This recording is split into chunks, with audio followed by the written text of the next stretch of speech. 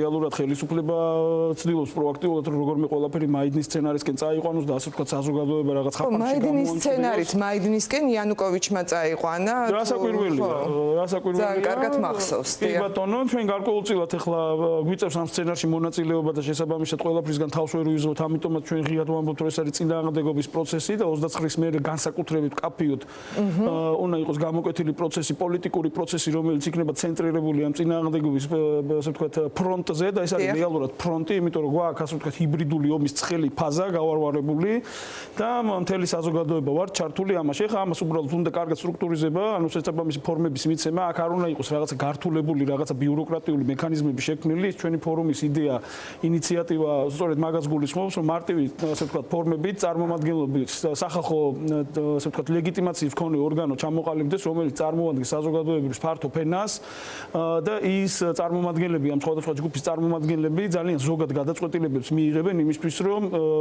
პრეზიდენტი იყოს ქმედითი, პრეზიდენტს გაუძლიეროთ ლეგიტიმაცია და ანუ ერთიანი ფრონტით შევეწინააღმდეგოთ იმ სცენარებს, რომელსაც ეს მოღალატე ხელისუფლება ამუშავებს თავისი FSB-SVR გერუს მრჩევლებთან ერთად აქ ადგილზე და იქედანაც კრემლიდანაც, ხო? ანუ აი ეს ამბავი არის ჩვენთვის მნიშვნელოვანი და ეს რეალურად მოგვარებადია ძალიან დიდი ასე ვთქვათ თავარი მოცემულობა, თავარი კრიტერიუმებით ასე ვთქვათ გამაძლიერებლები ადგილზე არის, საერთაშორისო მხარდაჭერა არის, ლეგიტიმაციისგან სრულიად სტერილურია ეს ხელისუფლება, როგორც ხალხის თვალსაზრისით, ასევე საერთაშორისო თვალსაზრისით, ყველა მტკიცებულება, დასკვნები და ასე შემდეგ ადგილზე არის, პრეზიდენტი ამ მხრივ არის გაძლიერებული, საზოგადოების ძალიან ფართო მხარდაჭერა აქვს მას, ემოციური და ასე ვთქვათ იდეურის და შინაარსიანის, უბრალოდ ეს ყველაფერი ახლა არის ასე ვთქვათ ერთ სიმძიმის კაფიო სიმძიმის ცენტრში მოსაქცევი და ანუ როდესაც პრეზიდენტი საუბრობდა მეორე სცენარზე, აი ეს მეორე სცენარია ზუსტად ჩვენ რასაც ველით, ჩვენ არ ველით, რომ ხა ბიძინა იონიშვილი მიბრძანდება იქ და ასე ვთქვათ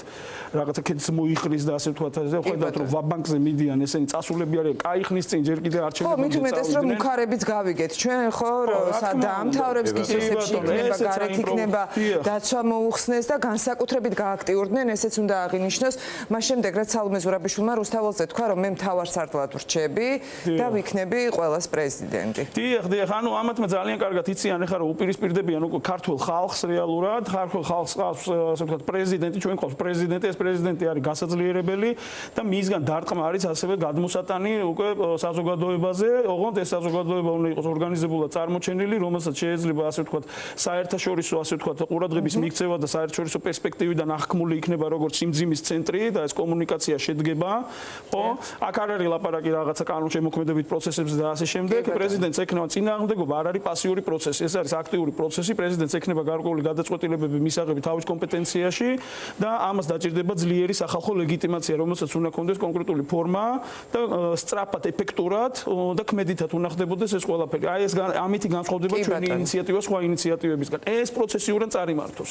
არსებობს აქ მთელი რიგი საკითხები სპეციფიკიდან გამომდინარე, რომელიც უსაფრთხოების თვალსაზრისით იქნება თუ ასე შემდეგ, და საორგანიზაციო თვალსაზრისით იქნება მოსაგვარებელი და გასაკეთებელი, ესეც არის უზრუნველსაყოფი და შესაბამისად მივიღებთ შედეგს. თავარი რა არის, პრეზიდენტი რასაც ამბობდა, რომ მეორე პროცესი, ეს მეორე ასე ვთქვათ შესაძლებლობა არის ამ რეჟიმის ჩამოშლაზე ორიენტირებული, რეჟიმის ჩამოშლა რას ნიშნავს, ხო? იმას ის ვინაიდან არის ლეგიტიმურად სტერილური, ერთადერთი რაზეც ის დგას, ეს არის ძალის მეშვეობით მართული სახელმწიფო სტრუქტურები.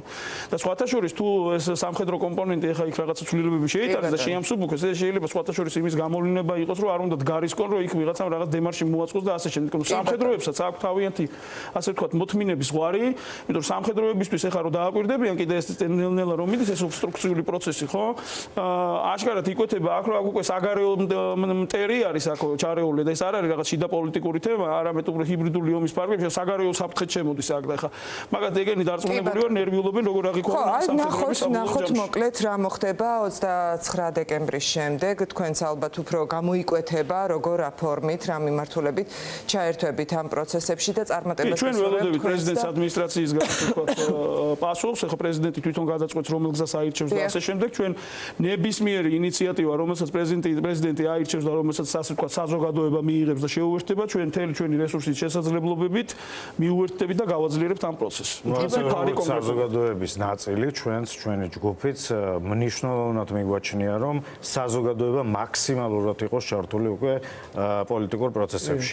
პოლიტიკა კეთდება რუსთაველზე, მაგრამ რეალური პოლიტიკა პოლიტიკოსებით კეთდება და შესაბამისად საზოგადოება აუცილებლად უნდა ჩაერთოს პოლიტიკოსებთან ერთად. ხო, ნამდვილად ასე უნდა მოხდეს.